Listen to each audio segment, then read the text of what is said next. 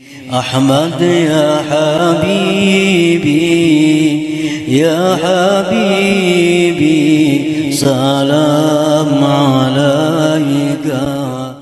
بسم الله الرحمن الرحيم. وحاسب نفسك في كل خطرة.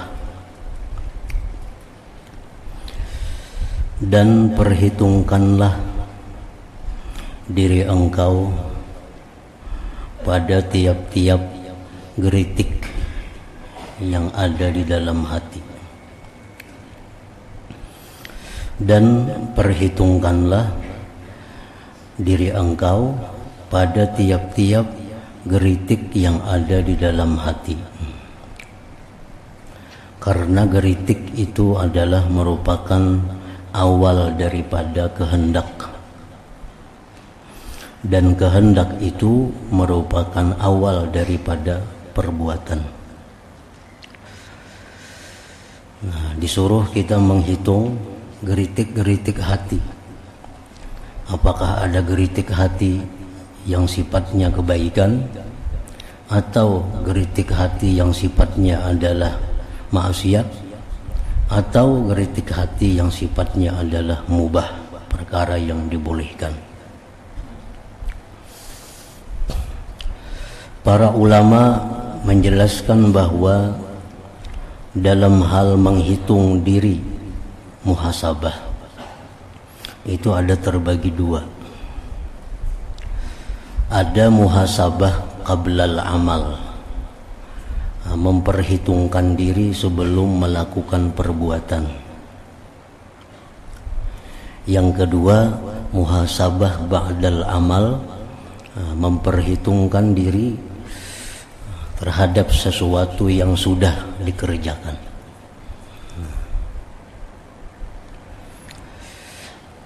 Yang pertama itu adalah memperhitungkan diri sebelum kita melakukan sesuatu. Maksudnya ayyakifa inda awwali hammin, bahwa dia berhenti sebelum ketika pertama-tama menginginkan. Dia berhenti terlebih dahulu sebelum melakukan sesuatu yang dia inginkan. Berhenti dulu. Wala yubadiru bil amal, tidak langsung mengerjakan. Baik itu perbuatan yang mubah atau perbuatan taat, hendaknya tawakuf dahulu, berhenti dahulu sebelum melakukan. Artinya umpamanya perbuatan taat yang timbul dalam hati kita, jangan langsung kita lakukan, karena barangkali ada taat yang lebih utama lagi daripada apa yang kita inginkan itu. Nah, misalnya kita hendak memberikan duit ke sebuah masjid, nah itu satu kebaikan. Jangan langsung kita berikan duit itu ke masjid, tapi tawakuf artinya berhenti dahulu. Nah, kita hitung dulu apakah ada lagi yang lebih perlu dari masjid itu untuk menerima duit kita ini. Nah, itu artinya muhasabah sebelum amal. Karena apabila kita melakukan satu taat dan meninggalkan taat yang lebih utama, maka berarti di situ ada bahagian nafsu, kada semata-mata ikhlas karena Allah. Nah, misalnya kalau aku berikan duit ini kepada orang sakit nang kada kau berobat, itu lebih ganal, lebih besar pahalanya daripada memberikan duit ini untuk pembangunan masjid. Tapi kita tetap menggunakan untuk pembangunan masjid, nah berarti kita kada ikhlas karena Allah.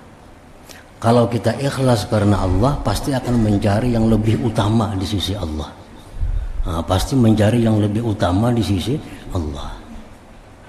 Contoh mudah lagi misalnya, di waktu azan.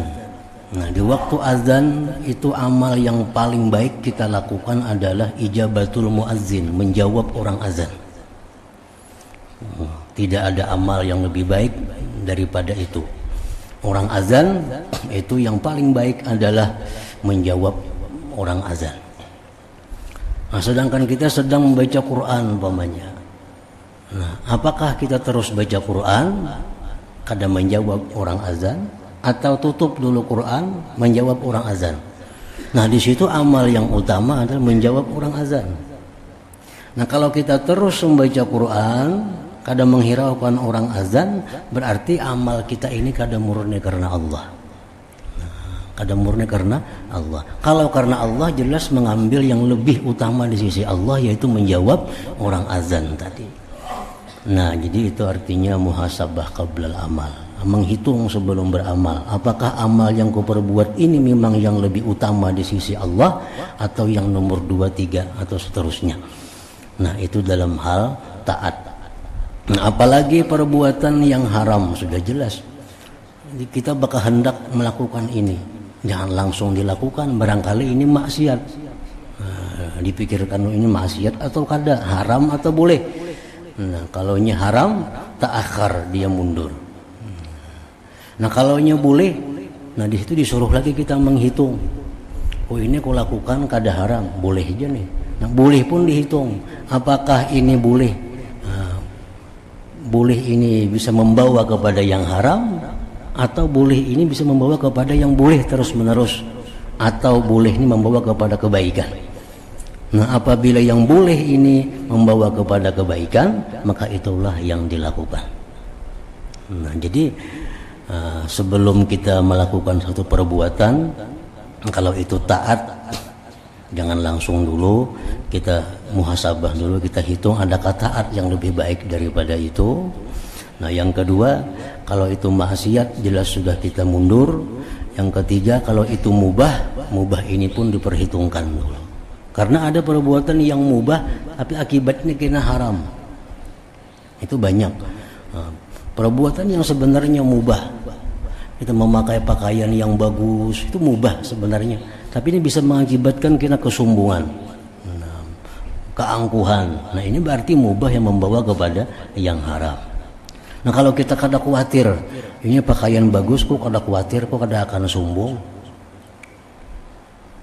bahkan bisa membawa aku kepada menampakkan nikmat Allah Subhanahu wa taala. Nah, itu mubah yang membawa kepada kebaikan. Nah, jadi mubah pun kita mesti berpikir dulu, jangan sembarang mubah yang dilakukan. Nah, itu yang dimaksud muhasabah sebelum amal. Yang kedua, ada muhasabah lagi ba'dal amal. Nah, kita menghitung lagi terhadap diri kita tentang yang dia perbuat daripada taat umpamanya. Nah, kita sembahyang, kita bersedekah, kita puasa, kita membaca salawat, zikir, sesudahnya itu disuruh kita muhasabah, menghitung apakah taat yang sudah kita lakukan ini sesuai aturannya atau kada. Apabila sesuai, nah di situ kita disuruh untuk bersyukur kepada Allah. Apabila taat yang kita lakukan ini belum sesuai dengan aturannya, dengan haknya, maka disuruh kita istighfar, minta ampun dan berniat untuk memperbaikinya di belakang hari. Nah, setiap taat yang kita lakukan, di situ banyak hak-hak Allah yang mesti dipenuhi. Kita sembahyang, kita baca Quran. Nah, sesudah kita bertuntung baca Quran, kita disuruh satu, mengingat tadi baca Qurannya ikhlas kada. Nah, di awalnya ikhlas bang tadi, nah, pertamanya ikhlas, tapi di tengahnya bang ikhlas kada waktu membaca Quran tadi. Amal itu bisa awalnya ikhlas, tengahnya bisa hilang ikhlasnya. Contohnya kita baca Quran surangan, tiba-tiba ada orang datang. Nah, orang melihat kita baca Quran, timbul hati kita ada senang, ada gairah. Nah, itu ikhlas kita rusak di tengah amal. Nah, kita lihat ikhlas kita waktu beramal tadi, oh sudah ikhlas. Yang kedua, hak amal itu adalah apakah amal kita ini sudah sesuai dengan petunjuk Rasul atau kada sesuai. Nah, yang ketiga, kita beramal itu kita syuhudul minnah. Kita telah menyaksikan nikmat Allah yang sampai kepada kita. Nah, kita beramal tadi kita merasa dapat nikmat Allah. Kita merasa dapat hidayah Allah, kita merasa dapat taufik Allah, supaya jangan ujub dengan amal. Nah, yang keempat, kita melihat, merasakan banyak kekurangan kita dalam taat tadi. Banyak hati kita kemana-mana dalam taat tadi. Nah, apabila 4 perkara itu sudah kita muhasabah, ada yang kita syukuri, ada yang kita istighfari di dalam perbuatan taat itu. Nah, itu wahasib nafsaka fi kulli khatratin tadi. Ahmad ya habibi, ya habibi, salam alaika.